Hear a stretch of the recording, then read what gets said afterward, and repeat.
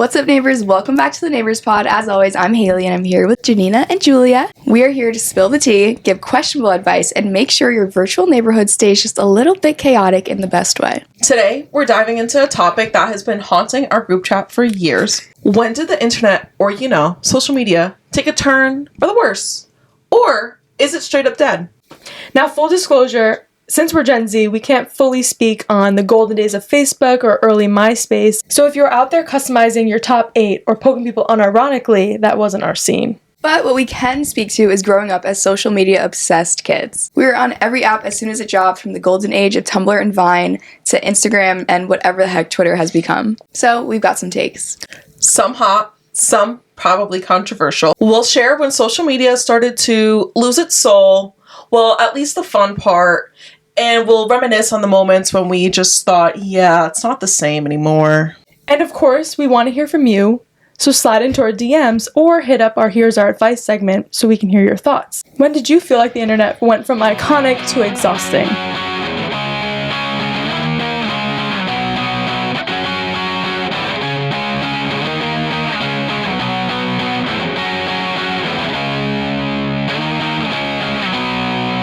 Before social media went downhill, there was a time that I would call the glory days, kind of prime social media, and to me this was 2013 to 2014. So at this point, nearly everyone had a smartphone, which was interesting. So I found a statistic that said stats show smartphone penetration passes 50% in 2014. In the innovation adoption life cycle, innovators and early adopters were no longer like the cool group. Like, it wasn't cool. You weren't like a tech kid or a cool nerd to have a smartphone now. Kind of like the mass population had it. Okay. So hand in hand with that means a lot more people were getting onto these social media apps. So it became acceptable for normal, regular people to start having accounts on like every platform. And because it's now new that everyone had smartphones, it was also cool to have access to the internet 24/7. But when before, this was just an at-home thing. Yes. So you were living your life, taking all your photos, and then once you got home, you're posting about it and forming connections. As the oldest of the trio, I will say I remember this shift happening explicitly, because I went from having a little sliding text phone with the QWERTY keyboard, no smartphone specifically, and I always had an iPod though, and I was always so pissed off that I could only use it when I was at home or somewhere that had free Wi-Fi. And when I got my first iPhone, I was going into high school. It was one of the best days of my life. It's quite literally changed my life. Arguably, I've not had any other phone since then. That's how iconic and committed I am to it. And I remember this explicitly happening because I just instantly, like, I was already a fangirl and had a One Direction account, but as soon as I got my iPhone, it took off. Yeah. I was always online. I remember that in 4th grade taking pictures on my iPod Touch and like, I can't wait to get home so I could post this on Instagram. Yeah. Because there was no like, and if you ever opened your flip phone, I remember you could press the internet app, and I was like, oh my god, my parents are going to be charged $1 million for opening this. That was the first thing that came to mind, because this was even before I had a sliding phone, when my mom had a flip phone and they had that internet option. I'm like, what is this? Yes. Or I had a friend and her dad had a BlackBerry, and that was like legendary. Just being able to click through the keypads and all the search options. Crazy. Oh, wow. Yeah. So now, 2013, 2014, everyone has access to this. It's no longer as cool. Still pretty cool, but it's not as cool. And this is the year, in my opinion, people stopped using social media to socialize and more as a way to start branding themselves.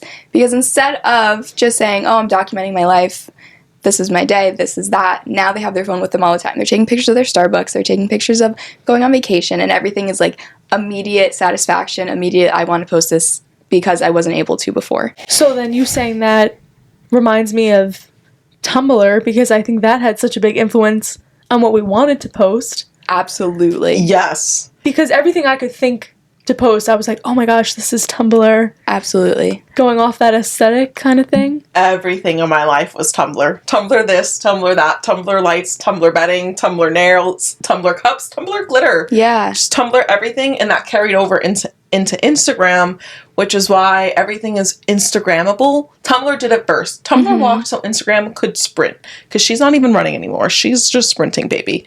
But anyways, I digress. So, to set the scene for 2013, some major things that happened. Twitter went public, so they IPO'd at $1.8 billion. Oh my god! So, in 2013, they were the fourth largest IPO of the year. And that was in 2013. 2013. And it went for $2 billion? 1.8, yeah, Oh. nearly $2 billion. Wow. In 2013. So, That's wild. that just shows everyone wanted to be on Twitter. I think I made a Twitter in 2013. You probably did. You probably did. What? Also, Vine was peaking, and 2013 was the year that Vine introduced hashtags. Wow. Wow. I didn't realize Vine created the hashtag. I didn't either. I thought Instagram did. Same. Instagram was just getting popular, Snapchat was brand new, Yeah. Vine and Instagram were direct competitors, and Instagram had just introduced video support because Vine was doing so well with So this video is a content. lot happening. There was so much being introduced in 2013, That's insane. which is why I find that to be like kind of prime. How old were we in 2013? I was 12. I was 15, 16. So that's early middle school. Yeah. I was high school. Wow. You were probably in 4th grade. Yeah. Yeah. I was a sophomore by then already. Wow. See, that's crazy being in high school. Yeah. With that transition. Because I remember 6th grade was the year everyone started getting iPhones. For me. I was late to the iPhone game. A lot of people already had it by 8th grade graduation, and I got mine going into high school. That was me too. My friends, because the 5C, the iPhone 5C, Yeah. I think that was a big point where people were switching from the keyboard sliding phone to the iPhone. And I was like, I need it. I was still rocking the iPod. I remember, and the iPod not having the front camera. Yes. Getting that one was so big. And I remember that specifically, the C line of phones were so pretty with all the color options Yeah. that we had. Ugh. Okay, so this just feeding into you saying this. Before I had the iPhone with the camera, I had iPod. I had the iPod with no camera at all. Yeah. But this is when people were joining Instagram. Haley, you were definitely on there. I don't know if I had you yet, but there was a few people that I had followed. And I remember going on my sister's iPad. Did I tell you guys this before? I feel like I know the story. And like taking my profile picture and emailing it to myself because I didn't have a camera to post a profile picture. And my sister saw this, sent email. She's like, who sent this? But like, that's me. I'm like, okay, I need to get a profile need an picture. account. I gotta get on Instagram. Was that your sunglasses selfie with the Yes. bob? Yes. Iconic. I can see it. It's right here. I'll find it. But no, honestly, now that I'm thinking about it, before everyone had the iPhones, and I feel like in the iPod Touch era, we weren't posting for social media, but we were posting all those. Remember, you could like green screen an explosion somewhere, or you're making the video stars, you're making music videos, but you weren't Okay. posting them anywhere. True. Okay, but I feel like that's a little bit later, maybe. You're talking like a dub smash type of video? No. Literally, like, I remember when the new iPod Touch got revealed that you could reverse it, we were all just taking selfies with like the fun filters. Okay. We would have already also done the bunny challenge. Yeah, I feel like YouTube is its own universe in terms of this. In terms of social media. I feel like it's yeah. so, I don't know. I feel like the things I'm saying about this I don't mean it about YouTube. I know what don't- you mean. I agree, and I say that because I think YouTube, as it continues to grow, will compete with television, actually. Well, Agreed. okay. I agree completely. I think it will transcend social media and become entertainment. If you have YouTube Premium, you could stream every sports game, right? Yeah, So it's yeah. kind of on It's on the track. level of cable But at this also, point. even like film festivals are accepting YouTube videos as media to be like considered for the Wow. shows, That's awesome. which is crazy to think about because you could be, I guess, what's the barrier to entry? Is that the phrase? Yeah. It's lowered now because everyone has access to YouTube for free. Everyone can post and you could be noticed because if your video's good, it's going to get the views, it's going to get the traction. Yeah. I thought about this earlier specifically because I don't watch Food Network anymore. I get all my cooking inspo from YouTube. But my mom got it all from Food Network. That's so true. It's on track to rival TV. I completely agree. Like, why would I love you, Rachel Ray, but why would I watch you if I can just watch a Joshua Weissman video at any time? So YouTube is excluded in all of our thoughts today. Yeah. Because we love her, we adore her. YouTube, we stan. This is definitely peak internet culture. I'll set the scene for myself. These are my prime high school years. Just got an iPhone. One Direction is absolutely peaking. Justin Bieber, absolutely peaking. If you think Taylor Swift is peaking now, go back 10 years ago. Peaked. Absolute peak cooked. I'm not even a Taylor Swift fan, and I could tell you every single word and lyric from that era. True. Like, Absolute peak cooked. What is going on? we're trendsetting, okay? I say this because One Direction, specifically Liam, rip Liam, but he would always talk about how One Direction really took off because it was this perfect storm of everyone being online all the time and social media and fandoms rising, which is why I think this is also peak social media, because you're able to find, whether it was me for beauty videos, I was able to find my Jeffree Stars and my James Charles of the world, and I found my One Direction people. I wasn't into coffee back then, but I'm sure I would have found my coffee people. I found my lifestyle YouTuber girlies that I still follow. Like, this was peak connection. I don't think the ability to connect has been the same since these 10 years have evolved. Okay, so now that's you saying that in the Decadeology Reddit thread, some people were saying that they felt the decline of social media happened when people started relying on it for social connections versus just sharing their like pictures or stuff like that. I would be curious to see the ages of the people commenting on this, and I say that because during this era, I'm getting bullied for my interest in school. I cannot connect in person. I need to find, I don't want to say, like, find my friends online. Like a community. But yes, Yeah. I need a community. Support. I need to connect with people that like One Direction in the same way. Also encouragement to keep going with the things that you're interested in. Yeah. Yeah, if you see other people Yeah. enjoying it. And so I'm curious if the person that feels that way was maybe a bit older and already had their own network in real life of people with actual shared interests. Because now I have my little One Direction group. That's fair. But 10 years ago, I didn't have that. And I was even getting made fun for hanging out with you guys back then. Yeah. And look at, like, you're still my real friends that I have. So, like, if I'm getting made fun of for just who I'm hanging out with, I can't find any sort of connection in person. Are you kidding me? So How I dare had they? to go online. Rude. We're cool. No, it was stupid. I just searched things that went viral in 2013. Number 1, the Harlem Shake. That was 2013. Yes. That was I'll 2013. die. What does the fox say? Oh, Okay. Wrecking ball. Miley. Twerk fails. What does the fox say was in 2013? Yep. I did a math project to that song. Wow. Our Cheer remix had that song featured in it. Pop star of the Crazy. year was Lorde. Word of the year was Selfie. Attitude of the year was Swag. Oh my god. Justin Bieber, That is- Swaggy. And food trend of the year was Froyo. Like, you're telling me, like, That acai was a bowls good were probably, year. like, you're telling me this No. isn't peak social media? Froyo- Anyone that disagrees? Froyo was the original acai bowl. Social media side of the year was Vine.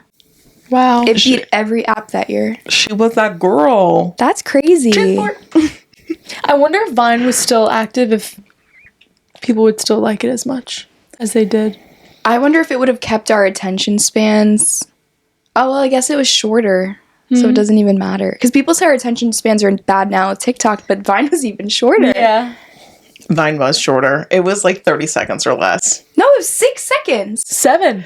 Seven. Thanks made it out a little. Wait, oh, No. they might have switched it. They might have made it longer towards the end of it. I don't remember. That was its downfall. I remember That it started off at was downfall. 7 seconds, but it definitely expanded out. Wow. So if I was peak high school, in my fandom culture era at this time. You guys were middle school, so how were you using the internet? And were you on it in class? Because I was. And I will say, my school even gave us iPads our freshman year. So between my phone and my iPad, I was always online. I remember up until like 6th and 7th grade when I had an iPhone already, I was not using my phone was in my locker. I was scared. But I remember in 8th grade on our laptops, I would start logging into my Twitter and DMing all my friends through that. Because I don't think we were allowed to have our phones. Like, we'd get in big trouble, and I was a scaredy cat. But definitely outside of the classroom, lived on my phone. And I made note of Ask FM because I feel like that was a really negative part, like, when social media started to go downhill. Because it was like, oh, I can just type on a screen, and I could bully all my friends, and no one's going to know it's me. Yeah. That was, like, a bad part. But that's closer to 2015, which is, we'll get into it. That's when I think things started to go downhill. You were using Ask FM in 2015? It was my 8th grade graduation year. That was when it was at its peak. Exactly, that's true, because I was a year younger than you, and I still was using it then, I think. We phased out of it then, thank God. Because I didn't hear of Ask FM, like, honestly, starting 8th grade and beyond. Wow. Like, we went through that phase early. Maybe I just got off it too because, again, people were being mean, and I was definitely one of the kids that people were being mean to, and I was like, why would I? They were so mean on there. It was crazy. Yeah. But yeah, I mean, to answer your question, I wasn't posting to be like an influencer in 2014. It was just silly things. It was just silly things, like the fears. Then you would do like the... like Funky Monkey. What was that editing? Photo Monkey? Pick Monkey. Okay, Pick Monkey. You put text on your screen. But I feel like it wasn't bad yet at that point. No. It was all just Tumblr photos. Like, we would take Tumblr photos here at my house and want to post A picture them. of an Arizona can. Yeah. Nail polish bottle. Yeah. When did it transition into posting? Like, I don't even remember. Maybe when... Okay. Into posting what? So maybe I started posting people on my account when there were, like, outings. A madcap. For our listeners, a madcap is a school dance that happened monthly, right? God, was it monthly? Was that frequent? Maybe not. Maybe not as... It was. No way! It was. No way! And then on top of that, each grade had their special thing Jesus once a year. Christ. They kept us social. I will say, I think I started getting interested in posting my outfits because I was watching Amanda Steele on YouTube. Okay. And she would always post her outfits, so I was like, oh, I want to do this too. Okay. Yes. But it still wasn't in the mind frame of like, I'm going to tag this brand and they're going to sponsor me, because that didn't exist yet. No, yeah. So I feel like it was still just a creative thing rather than a evil social media thing. But then it's interesting because in the 90s, even the early 2000s, I guess, magazines and the toxic model culture and stuff like that, I'm surprised it wasn't already boom right into Instagram with... Because, That's true. It did become an issue. You guys know what I'm trying to say? I feel like it's because when Instagram was introduced, we were just connecting with people that we knew. Yeah. Besides from that, like, first week that you would follow anyone just to get followers. True. Follow for follow. Yeah. And then when companies started to join. Yes. That's what I was just going to say. It feels like then the downfall is when brands and brand deals started and brand trips. Because that's when it really blew up and everything had to become picture perfect, Instagrammable moments instead of just sharing your life / just connecting with people. Wow. Imagine if Instagram didn't allow brands. If it was just a people-to-people app. It'd be so different. It'd be very different. It'd be so different. No products being shoved on your... It'd be Pinterest. No, Pinterest is terrible now. Pinterest is all ads. And I know. Pinterest, it's strangers. I'm not posting for my friends on Pinterest. True. Pinterest kills me with the shop ads. Yeah. You can't search anything without it be sending you to a random website. Yeah. But yeah, I feel like in the beginning, people weren't having that model effect because we were just following our neighbors and our cousins and our friends. True. And it was just literally a photo album. So it had to have started to downfall when people were able to make livelihood off this. Yeah. Because think about how many beauty influencers or just influencers in general lie to sell you a product so they can keep their job. Because at the end of the day, this is a job that we gave them And if we don't turn around and buy something that they're mentioning, then they're out of a job because they can't influence you. Mm-hmm. Yeah. So then they have to lie to you to get you to buy it, but then you break your trust with them because they obviously just lied to you. So it's... Yeah. A note I pulled from the Decadology subreddit said, someone said it died when their feeds stopped showing their friends stuff and instead started pushing sponsored and influencer content. Mm-hmm. So they agree. It's literally right on with what you said. Yeah. But I'm like hesitant because I like my influencer girls that I follow a lot. Like, listen to our parasocial relationships episode. I am on the opposite end of several parasocial relationships. Okay. And not that they post as much branded content anymore, and I'm happy for them for that, but I do like their life posts still. So it's, I don't know, is it like a chicken or the egg kind of situation? I guess so. I think it's maybe the point is that people join these apps with the only intention of sharing photos with friends and family. And now you're seeing... they're kind of being pushed out because all the new updates are geared towards a different target market. Yeah. Got it. Okay. Yeah. I see where you're going with this now. So on top of brand deals and collabs and sponsorships and whatnot being a contributing factor to the death of social media, my first note that I have written down too is clickbaits / needing to just get views. Ooh. I think that was a terrible chapter of the internet. I'm so glad that we've moved past that era for the most part. You still see clickbait videos every now and again, but that era pissed me the fuck off. Yeah, I will agree. So my take was that 2016 was the last year that social media was cool. 2017 is when it went downhill because clout chasing became a thing. Gosh. And that lines up because I remember the Logan Paul Japanese suicide forest. Oh my god, yes. Okay, first of all, I guess it's considered a controversy, but that should have just ended his career, in my opinion, because that's terrible.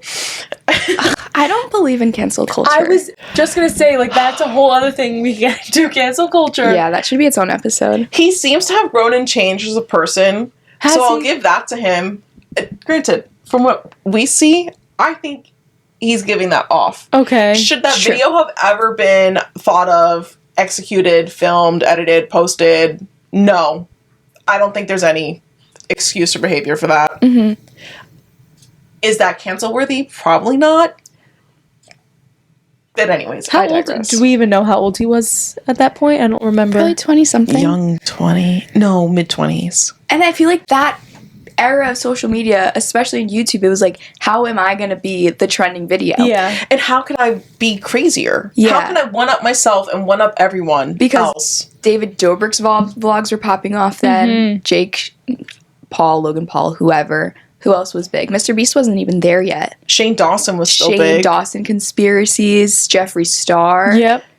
Like, it was cutthroat on YouTube. 2016 or 2017 was still peak beauty community too. Yeah. So you have Jeffree Star, James Charles, Laura Lee, Manny MUA, And Emma Gabby. Chamberlain's on the rise. Yeah. It's a lot of people. It was a lot of big names. The Dolan twins. Yep. Yep. The Madcon boys. Yeah, Yeah. that's so crazy to think about. True. Because it's the YouTube people, the Vine people, and then the merge of it. Mm-hmm. Because when Vine collapsed. I feel like when MagCon was a thing and Playlist Live, social media was still okay. Yes. Agree. But when that era died, shortly after is when the clickbaitiness started to enter the chat, and that was definitely a downfall. And I also feel like after the MagCon boys kind of blew up, I don't want to say fangirls for everyone, but I'm going to say my thought, then I don't want you to Yes. forget yours. I think after the MagCon boys fell off and girls felt so connected to them, we blurred the line on privacy for influencers. Yes. And that's when it kind of became toxic because people, there was no barrier. That's exactly what I was going to say. I totally agree with that. Because the fact that they were just regular people and you were able to meet them and see them Then they rather became than real a people. full-on celebrity like Justin Bieber, it's harder to have that connection Exactly. with them. That was So- my next point. Did social media start to die when influencers got celebrity status? I could see that. Because now we're just turning average people like us into celebrities. And I'm not going to say that's a bad thing. Yeah, and like 'Cause you granted, would- celebrities were just random people at one point too. Yes. I think it's not a problem that regular people could gain celebrity status by being influencers. I think it's the fact that people saw that and be like, oh, I want to do this now too. Oh, yeah. Yes. I also think there's a huge difference between actual celebrities and influencers, because a celebrity, everyone recognizes the name. Influencers, I'm going to go out on a limb and say more than half of the people that are over 40 cannot recognize that name Yeah. or know who you're talking about. But also, a lot of us don't know the A-list celebrities from the 40s that our parents would be like, obviously that's, or whoever. No, but I think everyone will know. Like if you say Justin Bieber, everyone knows him. Or if you say Kim Kardashian, Yeah. Taylor Swift. There's some people I don't know who that is, though. We're just so...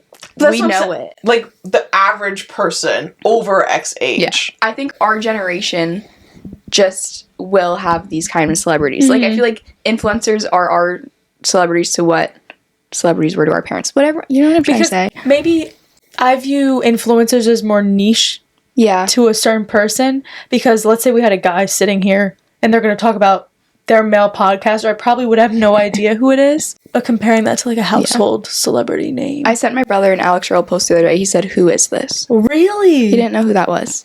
If you said See? Call Her Daddy, did he recognize that? Oh wait, oh my Alex god. Earl. Not Alex Girl. Cooper. But still, Oh, he yeah, wouldn't. yeah. He wouldn't. And we would think that's just like common knowledge, but it's just because we're living it. Yeah. True. But Yeah. I agree. I had noted that advertising investing in 2017 became focused on social media platforms that year. So that kind of was the telltale sign that we weren't investing in other things. Yeah. Like the money was in influencing. So if there's money there, people are going to go there and do that. And that's kind of when everyone started to become an influencer. And also, all the apps started to copy each other in this year, which I think was really bad. And I think it showed that they were all money hungry. So my example is Snapchat stories had existed. So Instagram launched IG stories in 2016, just as Twitter copied Vine's video formula the same year. Yeah. I do remember that era of social media where everyone was just stealing everyone else's features to get the users onto their app. And I remember, first of all, I remember hating Instagram stories when it first came out. Everyone hated it. It was like people were what is it? Repulsed? Yeah. Repulsed by the thought of Instagram stealing this story feature from Snapchat. It just felt so out of place. It did. Yes. It felt so out of pocket. And it was like, wow, if you can just steal that and that's like that app's whole MO, what else are you going to do? And didn't Twitter make stories as well? They did. Do And people Twitter still did use that? video too. I don't know. I'm not on Twitter Same. anymore. I used to love Twitter.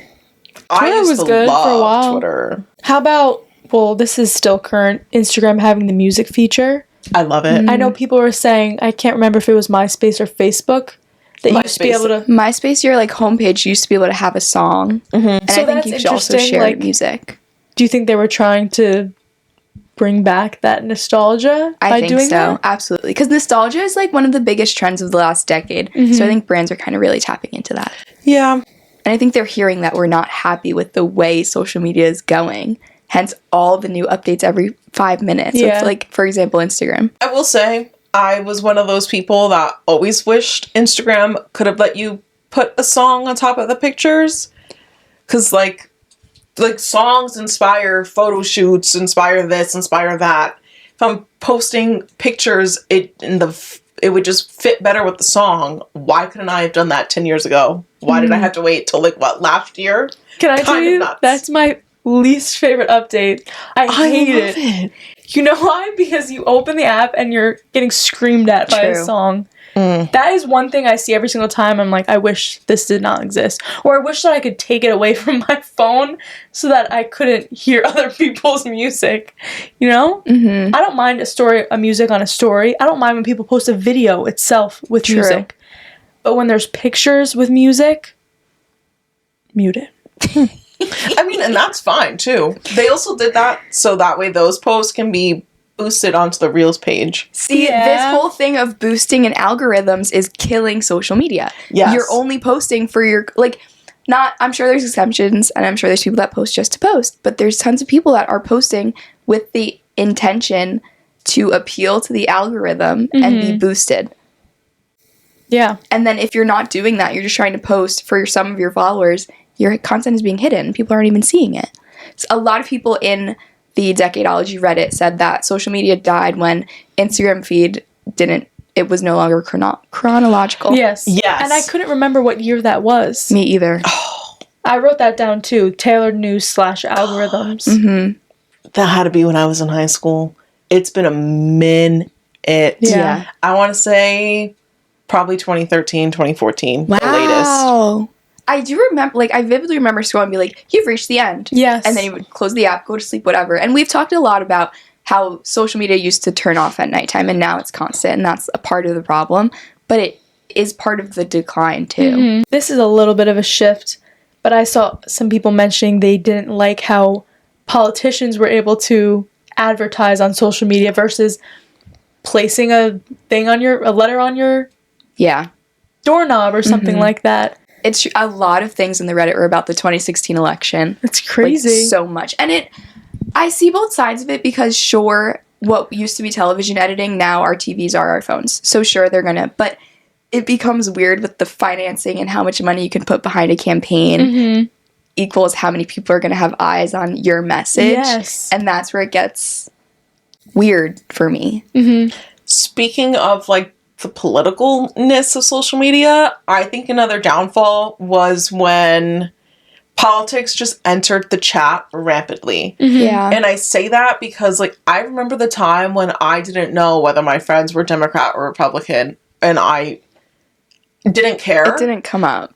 Yeah, I mean, and I guess also at 15, you're not talking about that stuff. We're You're not voting. Yeah, like, there's other things to do.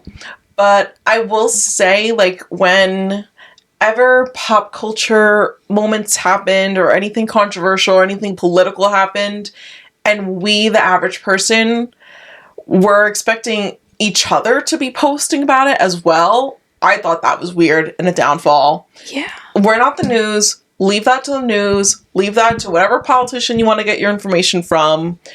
Why are you expecting that of me? Why do you want that information from me? That is not my background or my expertise. Well, I was just going to say, it's nice that you can get news on your phone, but then, yeah, to a certain extent, it just becomes so... But I want to Much. go to the internet for the news. Yeah. I don't want to be bombarded with it on my social media. I'm just thinking of access in general, but then I guess with censorship, you don't really know what's being shown to you. Yeah. True. But this reminded me of when we were in middle school, and, like, me hearing the news, it would come from my teacher. If they happened to put the television on for a Yeah. brief moment, let's say the presidential election, my history teacher would put the TV on. But other than that, I wasn't We weren't getting it. hearing anything. Yeah. But what were you going to say? I was going to say what we touched upon in our parasocial relationships episode about influencers in specific having to speak about politics. We think we're so close to this person and they owe us their opinions.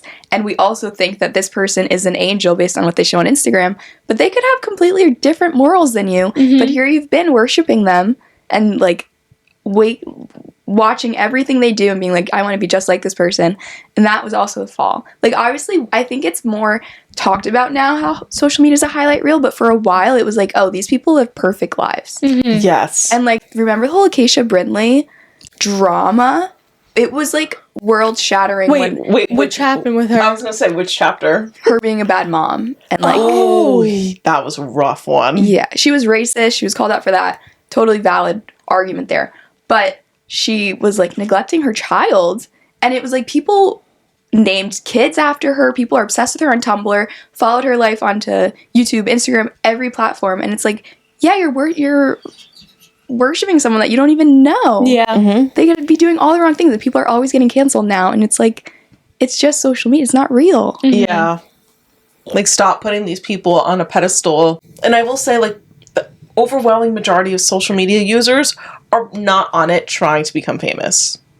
Yeah, it's just a connecting platform to share memories. Yeah. Memories, moments, concerts, anything you thought was cool. Just life and finding your people. Which I love thinking, like, I always go back on my sister's Facebook page and look at her post from, like, 2009, where she would just be an album of her and her friends from a night out. Like, we didn't get that on Instagram. You weren't posting 70 photos from a night out, because I feel like immediately we were also already worried about what our page looked like on Instagram. Exactly. Even in the beginning of it, when it was still just for fun. I will say, I think it's gotten a little bit better, because I think in middle school, I was more worried about what I was posting. Or not even middle school, high school. Like editing a picture, making sure it looked perfect, which is kind of insane. I mean, I know celebrities probably are still doing that. I think social media took less of a focus on being perfection and started shifting back to being realness. But that only happened with the introduction of TikTok in 2019, 2020. I was going to say, TikTok bought Musical.ly in 2017, so that's when it started. Okay.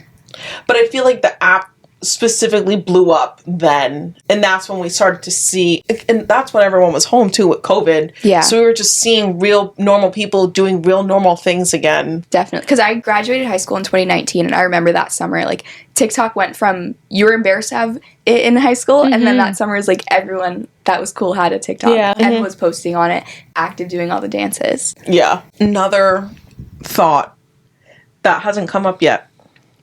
Did social media die when teenagers took over the third space? If you don't know what the idea of the third space is, it's the place that you go when you're not home and you're not at work. And I say teenagers specifically because teenagers, I think, are more likely to be chronically online versus a 50-year-old, for example.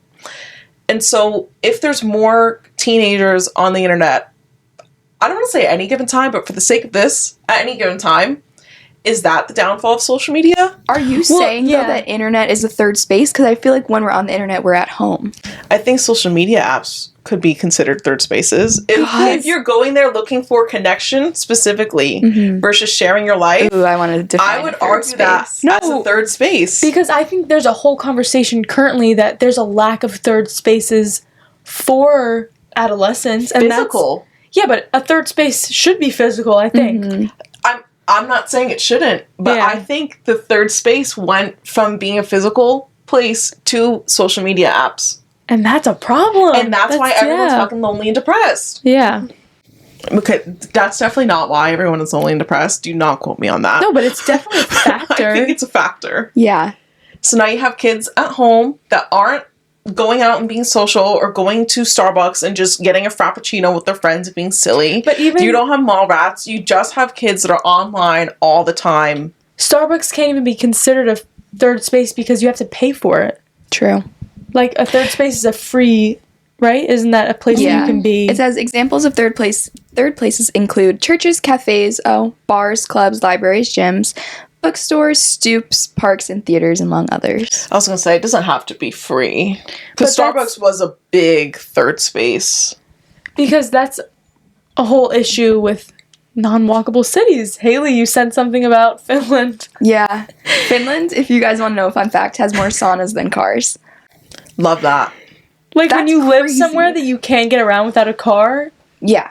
Come on, this is going into something completely different. In Janina's defense, there is a socio-cultural third space that allows participants to transcend limitations of spatial, geographic, and cultural differences. Jeez. I'd argue that social media could fit that definition. Yeah. So, did it start to die when social media was just filled with more teenagers than any other demographic? Let's rephrase it that way and remove third space from the equation. Although I will say, in my opinion, online is the average teenager's third space nowadays. That's so dangerous, and I hate that. Yeah. We should make that a separate episode. Yeah. Let's table that for another time. Yeah. Did you have a note about third spaces? I feel like you mentioned that. Not really with third spaces, but I just mentioned the difference of people socializing in real time, I guess, with strangers. Because, Janina, let's say when you take the bus to work, everyone's on their phone, right? Yeah. Sitting on the bus. You're in a store waiting in line. Nobody's just standing around waiting. Everyone's looking at their phone. Or, like, you're walking in a park or a city and people have earbuds in, either listening to music, which I do that too, or on the phone with somebody. Like, why can't we just exist? I feel like it might be geographical though, because we're from the Northeast. If you're listening, you're not unaware. But for example, when I went to Texas, Southern hospitality is crazy. Everyone was so kind. No one was really on their phone. And I just saw a TikTok today of someone from New Jersey who's in Colorado. And they're like, these people have to take notes. Like, everyone in Colorado has been so kind, so friendly. Like, I didn't know people were like this anymore. So you think it's just because we're in like a metropolitan? I feel like New York, New Jersey is the toughest place to be. Oh boy. I also agree with that, because New York and where we live is very hustle and bustle. If you're not making money, what are you doing? And part of that is being on your phone all the time. So like half those people that you're overhearing on the phone, they could be making a business deal right there. So whereas like what you just said in Colorado, it's a different pace of life. Like when I was there last year, people were just jogging, didn't even have headphones on while they were jogging, just out jogging, enjoying the weather, and who they were jogging with, having a conversation. I don't even think they had like smart technology to track. They just went on a run. Or maybe that has to do with safety and crime too. Maybe. But there's definitely a valid point in what you said, because if I'm in a social situation and I'm anxious, I'm gonna scroll. Even like waiting for my Pilates class to start, I'm scrolling instead of looking around the room and making smiles at the people next to me. Like, that's definitely a bad thing that has become a habit, and it probably is the reason we're not connecting with strangers, because we're just looking at our phone. I would argue, though, that this is probably more of a generational problem.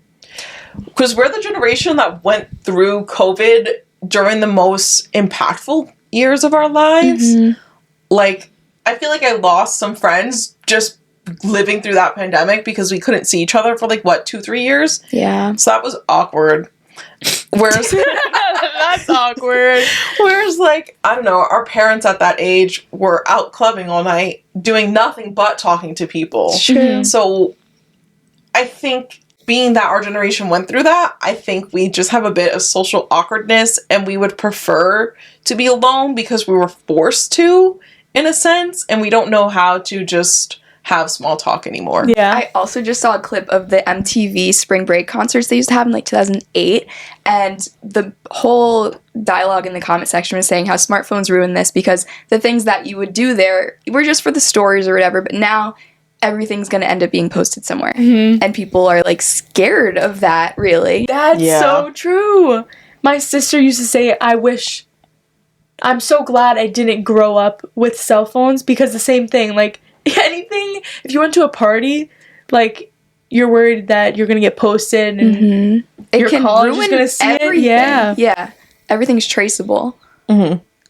That's wild. That's scary. Gina, you mentioning the generation, I have a question here. The question is this actually a downhill of social media, or is it the same generational debate, as in our elders always shit on the generation below, and that's just us kind of doing that question? If we're shitting on Gen Alpha? No, do we actually think that social media is having a downfall, or it's just mostly us having an issue with new technology? I think it's just a growing pain. And I say this because it feels like forever, but we are past the clickbait era of the internet. We've moved past the challenges era. It just comes and goes, and there's always going to be some sort of internet wave, I think. But I think social media will always be around. And as these apps listen to us, the user, more and what we want, I think it'll only get better.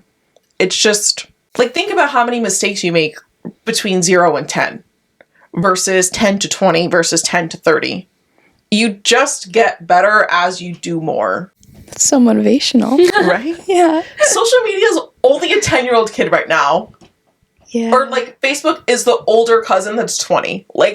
Okay. She still doesn't really know what the hell's going on in the world and is just trying to, survive with her little emotional support water bottle. Let's cut them some slack, too. That's true.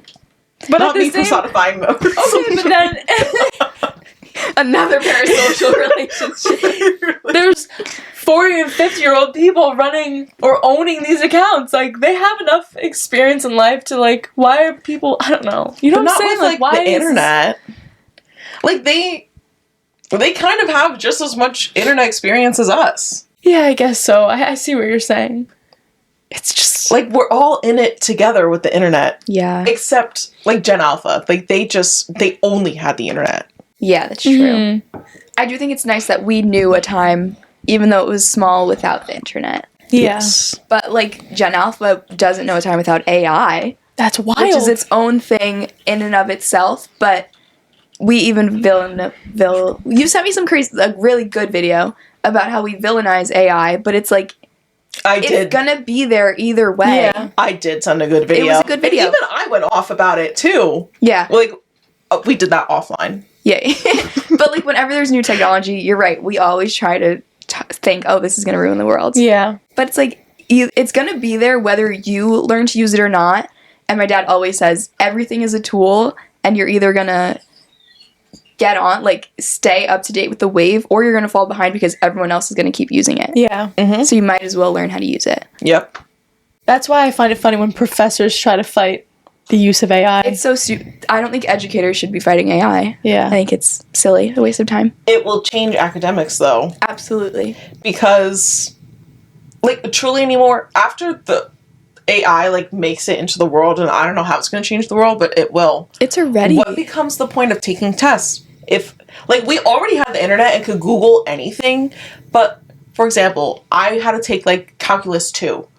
Why do I have to learn how to do an integral if I can just tell or ask ChatGPT to do it? Students still need to understand how to problem solve, Yeah. and I think that AI is, like, becoming that shortcut, so... But the way that they're being quizzed is not the same way that we know what being quizzed is to be like. It's going to be a way that's still, it's up to the teacher really to change the way the education is being fulfilled, and using AI to help the student find a way to learn this to perform in that new method of testing. There we go. Okay.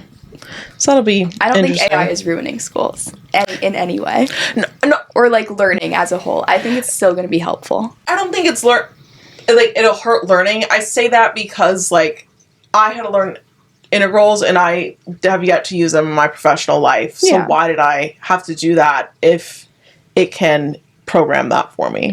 You still need to, like, know what it is, though. The thing is, you need to know how to give the right input for AI to do what you need it to do. If you're not learning the methodology and, like, the history of whatever lesson you are, you're going to be an idiot to AI and you're going to get the wrong things. You have to be smart to know what you're asking for. Because you wouldn't want any random person being able to do chemistry or work in your and field. Also, AI is wrong half the time. Just based on what you tell it. True. And to that point, you don't want your doctor being like, oh, chat, how much of this IV should I give this person? You know they're telling us to, like, use AI? I don't think that's a bad thing to use AI. It's just crazy. It's just you need to have that background to know what to double check do and with to know it. when it's wrong. Yeah. Yeah. True. Okay, I have one more question. Well, I have a few questions, but this one next. Thoughts on actors being encouraged / hired based off their social media? Okay. What do you mean by that? What do you mean? What's the girl? I'm forgetting her name. She's in Lady Bird. Saoirse? No, not Saoirse. Is that her? The lead? Lady Bird. No, sorry. Maya Hawke. Oh, I love her. I just saw an interview Maya Hawke did, and she was saying how she was trying to back off Instagram or social media in general, and her agent said, hey, they're hiring for this role based on your collective followers, so if you delete your Instagram and they're looking at a list of actors that audition for this role and they see that you have less, you're less likely to get the role because they want people with a bigger presence. That, I think, is stupid. But the reason I said that I supported it was for a nobody that just has an artsy-fartsy account and he's scouted by an agency by having his platform. I think it's good that way. I don't love that was the example. Yeah. I, love Maya Hawke. She's awesome, but... And I don't mean this in a negative way, but she is a Nepo baby. Her dad is literally Ethan Hawke, and I literally forget... everyone is a Nepo baby. So if you had posed that and it was like they pulled, like, some random struggling actor from New York who's been posting their acting videos and they finally get casted as a lead in a Broadway show. Yeah. That'd be awesome. But if she's a Nepo baby and she wants to delete her Instagram, it's just crazy that they could base not even completely full, like, from your talent. Just based off your Yeah. profile and your following. Yeah. What your point reminded me of is the movie The Holdovers. The lead, Dominic Sessa, he was in, I believe, theater at the school that they were shooting the movie at, and he got scouted there to be the lead of the movie. Wow. He wasn't an actor, he wasn't practicing, he wasn't doing anything, and by just being there, he was scouted. So I feel like, I guess that's not directly related to what you were saying, but I think it's a positive thing for the ability for a nobody to get chosen. Yeah, that's true. If we didn't have the possibility of a nobody to become chosen and famous, we would not have Justin Bieber or Shawn Mendes. That's I leave true. you with that. It's true. So I guess that kind of argues that social media is bad, because even if I'm scrolling on TikTok and I find someone that sings great, but then I go and they have 1,000 followers, it's like, okay, scroll. Like, I do that in my brain. Yeah, so true. Nah, I follow. I'm here for the journey. I'm not. I'm here for the journey.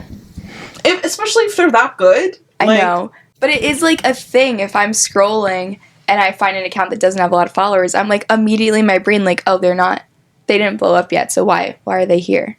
But be there for the blow up. No, like, I know that's how I'm just saying, like, the way we're trained in social media, it's like if someone doesn't have a lot of followers. Yeah, you're not used to seeing people in the come up. You're used to seeing people that either made it or someone like you. Mm-hmm. What's your take on the Instagram followers thing? Okay, so let's say you and Florence Pugh audition for the same role. And then she gets the role because she's in so many popular movies right now. But you had the same capabilities. You even perform better during the audition. Mm-hmm. Like, in that sense, I don't agree with it because she's obviously getting the role because of her stardom. But I feel like that would be, even if social media didn't exist, I feel like that would still be the case. Yeah.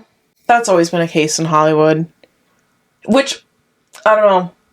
Some director has to take the chance out there for you to become the next big star. Yeah. Like, someone had to take a chance on Brad Pitt one day. Mm-hmm.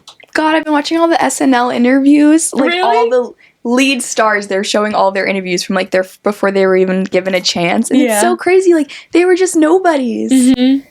Now they're huge. Think about how many comedians are out there online. We literally made Matt Rife famous. I know you don't like him. Oh my gosh. Yeah. But, like, we literally made him famous because of his, like, way to just do comedy online. No, but like, didn't we talk about this before? I was listening, this might have been an old Theo Vaughn podcast, and he was literally talking about Matt Rife because he said before social media, comedians were just comedians, but social media has allowed them to model Matt Rife, be in movies, be in television shows, like it kind of opened the doors for them. So that's kind of nice for them. Yeah. Podcast, all that fucking podcast. It's true. I love a comedian's podcast. I listen to them all. They're funny. They are funny. No. There's so many good things that have come out of social media. Yeah. oh, 1000%. That's why I started this by saying I don't think it's dead. It's just growing pains. I hope that's the case. I hope so. But that's why I phrased it like, think about how many mistakes you made between 0 and 10, but also how many amazing things you did. You talked for the first time. You walked for the first time. You also fell down and maybe you broke an arm or something. But guess what? It healed. And now you're 10 to 20 and you're figuring out who you are. You're making your friends. Yeah. Discovering your interests. And then what? Between 20 and 30, you're making your way in the world, figuring out what you actually want to do for life. Like, Facebook's just your 20-year-old cousin who has no idea what's going on at Thanksgiving dinner. Okay, I have one more question. I want both of you to answer this. What is the best thing that you've gotten from social media and the worst thing? Aw. Okay, worst that comes to mind, easy hands down, bullying. Okay. Literally experienced that firsthand. Touched on that earlier. It's it's not universal, but I will say probably more people have been bullied than not. So if you have been bullied, I feel you. I get it. It does get better. You don't see these people anymore after a certain amount of time. And you just rest your head knowing that you're a better person because you never made anyone else feel like shit in the way that they made you feel like shit. Screw 'em. And best thing, just the sheer inspiration and ideas and knowledge and pure creativity that exists out there through social media. Like, especially participating in it more actively the past year, specifically with video editing.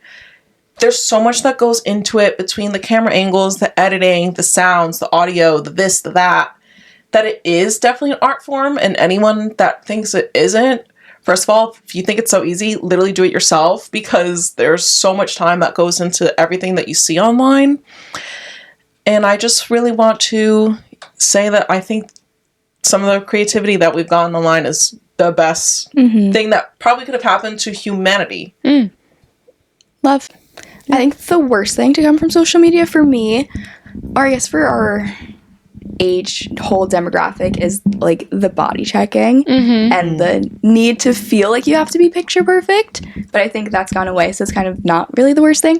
But the best thing is just having all my memories stored somewhere that I could always just go back to. Oh, that's nice. And the ability to check in with friends that maybe moved away or you don't see all the time. You still can see what they're up to. Yeah. I do like that. Yeah. You, Julia? Okay. I would say the worst thing, it hasn't affected me, but the idea of having like a digital footprint Yeah. or potential strangers, like that kind of scares me. And also the comparison type of thing would be the worst. But then the best, I think social media has shared so many new music that I would have True. never seen or heard of. And just creative accounts. That's my favorite part of it. That's true. I also love finding new places to travel to through social media. True. Towns I would have never heard of. Yeah. You discover. I've learned so much. I've learned how to answer interview questions, like how to tweak them or say Yeah. this, don't say that, ask these questions. Tons of bridal and honeymoon advice. I'm in my bridal engagement era, if you didn't know, if you're new. So I'm loving seeing all of that inspiration. Like, there's just so much good. Like, we'll talk shit about it all we want, but social media is here to stay. We love her. Yeah. So that's all we have this week for our episode. We hope you guys enjoyed. If you have any thoughts, drop them down below. Our anonymous submission form is always open, and we want to hear from you. If you want us to talk more about ChatGPT/AI and our thoughts on that, let us know. If you want an updated parasocial relationships episode, let us know. Because I'm so down to revisit all my one-sided relationships that I have right now. But anyways, before you go, follow us on Instagram @theneighbors.pod, TikTok @theneighborspod, and subscribe to our YouTube channel, The Neighbors Pod. See you next week, neighbors. Bye, neighbor. Bye!